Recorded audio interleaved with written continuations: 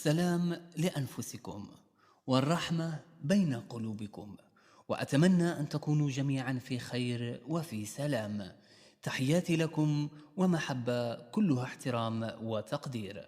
موضوعنا الآن هو الموت والحياة. فكيف جعلونا نخاف من الأولى ونسعد بالثانية؟ لأن هذه برمجة فقط تعرض لها كل إنسان منذ صغره، لأنه كان في سن غير قابل للتعلم، ولهذا استمر على ما هو عليه حتى أصبح عقله في سجن لا جدران له، فهو يؤمن بكل شيء يقال له اتجاه الموت واتجاه الحياة.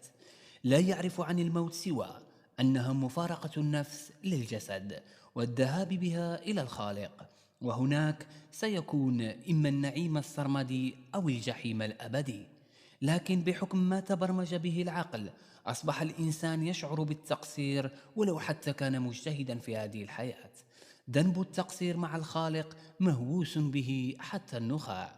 لكن دعونا نرى الموضوع من كل الزوايا رغم اختلاف الرأي فيه من الشيوخ والعلماء، ونبدأ المعرفة من قبل أن تأتي هذه النفس إلى الحياة. أولا، يجب أن نعرف جيدا أن الله خلق هذا الكون بشكلين، وهما شكل ظاهر وشكل باطن، كما نعرف نحن أن هناك علم ظاهر وعلم باطن. العلم الباطن هو الحق، ومنه جاءت النفس، وفيه توجد الملائكة والشياطين والجن، وكل هؤلاء لا يمكن لهم المجيء إلى هذا العالم إلا بشرط، وهو أن يكون لهم وعاء. أما العالم الظاهر هو الذي نعيش فيه، كل شيء ملموس وكل شيء مجسد، لا يمكن للشيء في هذا العالم أن يظهر بدون وعاء، يعني بدون شكل. فالنفس قبل أن تأتي لهذا العالم اختار الله لها وعاء، وكان وعاؤها جسد، ولما أتت إلى هذا العالم تكون الجسد هنا، وولدت مع هذا الجسد وترعرعت فيه، وهي من تحركه وتشكله على حسب ما تريد. هنا تبدأ المعرفة عن الحقيقة. هذه النفس لما أتت إلى هذه الأرض بدأ خالقها يبعث لها رسائل على مر الزمن لتوجيهها وإرشادها في هذا العالم، لأنها مكلفة بشيء ويجب أن تقوم بهذا الشيء على أحسن وجه. فهناك نفوس استطاعت أن تبين للخالق أنها تستحق دور الخليفة في الأرض، وتستحق المجيء إلى هذا العالم لتترك بصمتها هنا، وبدأت بواسطة ذلك الجسد تبتكر وتصنع وتخلق كذلك أشياء لمساعدة النفوس الأخرى في التوجيه والإرشاد والتوعية، وتحاول إصلاح ما أفسدته بعض النفوس الأخرى، وتكون تجربتها هنا في سلام. أما نفوس أخرى فقد نسيت دورها وما جاءت إليه لهذه الأرض، فعندما اتصلت بالوعاء الذي هو الجسد ارتبطت به ارتباط قوي، وتخيل لها أنها الأصل بهذا الوعاء، ففسدت فوق هذه الأرض وانسجمت بشيء آخر جاء هو كذلك من العالم الآخر، هو طاقة الشيطان. هذا دوره هو مس تلك النفس ليعيق لها مسيرتها ويشغلها ويلهيها على ما جاءت إليه، وانسجم معها وانسجمت معه، واجتهدوا في الفساد فوق هذه الأرض، فأصبحت هذه النفس خبيثة وأخرى أمارة بالسوء، فأشبعت بالأنانية والتكبر والكره والغل والحسد، فكل هذا يجعلها تمارس النفاق بشكل عادي مع كل النفوس، حتى أنها لا تستقبل تلك الرسائل التي بعثها الله لها لتوجيهها، بل أخذت تلك الرسائل على شكل آخر حسب ما تبرمجت به كل نفس. فهنا تبقى النفوس في تجربة على هذه الأرض حتى يحين وقت كل واحدة بالرجوع لعالمها الأصل. فهنا الحقيقة هي أن النفس لا تموت، لكن تتذوق الموت فقط، كما قال خالقها سبحانه: كل نفس ذائقة الموت، يعني ذائقة، تذوق فقط، وعند التذوق يتم الرجوع، كأنك تغمض عينك هنا وتفتحها هناك.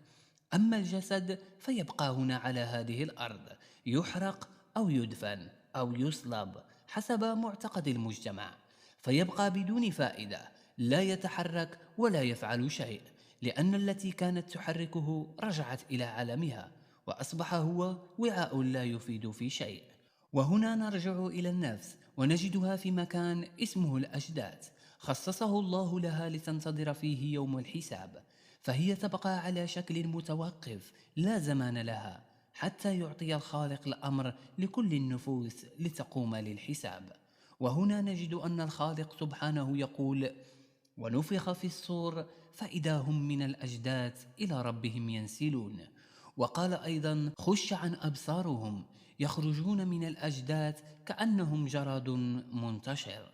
وقال أيضا: يوم يخرجون من الأجداث سراعا كأنهم إلى نصب يفيضون. فهنا تتحاسب كل نفس بما آمنت، وبما قالت وفعلت، وبما ظنت ونوت. فالنفس التي كانت صالحة مطمئنة وقامت بدورها على حسب قدرتها، وكانت طاهرة في القول والفعل والظن والنية، وسعدت ورشدت وأصلحت، فهذه لم تؤذي أحد، فستفوز بالجنة في الحياة الأخرى في بعد آخر لا يعلمه إلا الله. وقال الله: والذين آمنوا وعملوا الصالحات لنبوئنهم من الجنة غرفا تجري من تحتها الأنهار خالدين فيها، نعم أجر العاملين.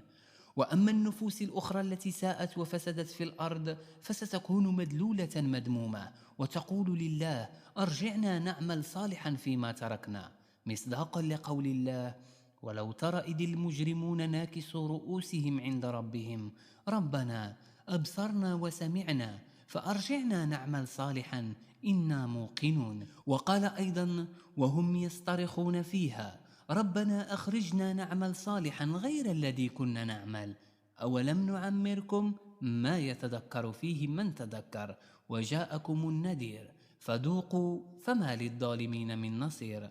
فهنا حياة أخرى مثل حياتنا هذه، هناك من يكون في نعيم وهناك من يكون في جحيم، لكن ببعد آخر وشكل آخر يعلمه إلا الله. أتمنى لأنفسكم السلام والرحمة، لنعيش على هذه الأرض المباركة بخير وبرحمة وبسلام، وأتمنى أن نعيش الحياة الأخرى في نعيم وليس في جحيم. أتمنى أن تكونوا استفدتم من هذا الفيديو، ومن كان له رأي آخر يشاركه معنا في التعاليق، ولا تنسوا إعجابكم لنا والاشتراك في قناتنا مع تفعيل الجرس لتكونوا من الأوائل الذين تصلهم فيديوهاتنا. تحية وتقدير ومحبة كلها احترام.